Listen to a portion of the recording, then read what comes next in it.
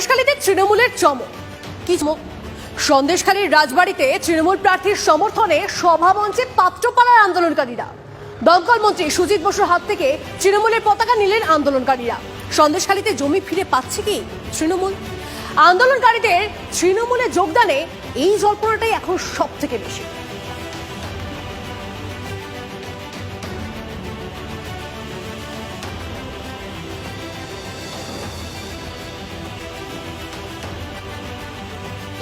তৃণমূলের পতাকা হাতে তুলে নিলেন। আমরা চিন্তা ভাবনা করেছিলাম যে সবাই আমরা সংঘবদ্ধ হয়ে থাকবো, আমরা জমি রক্ষা কমিটির মধ্যে থাকবো, কিন্তু আস্তে আস্তে আমরা যখন দেখলাম যে বিজেপি এসে তারা রাজনৈতিক খেলা খেলছে এবং একটা ডিভাইডেড সৃষ্টি করার চেষ্টা করছে, তখন তারা একটা অংশকে ভুল বুঝিয়ে তাদের কাছে নিয়ে গিয়ে তারা প্রার্থিত করেছেই, সাথে সাথে আমাদের একটা আন্দোলনকে বিষবাও জলে ফেলে দিয়ে তারা চলে গেছে। আমরা তো আমাদের জমির জন্য আমরা আন্দোলন করেছি, সাধারণ মানুষ করেছে, সবাই আমাদের পাশে আছে, পাশে থাকবে, আমাদের প্রার্থীকে ভোট দেবে।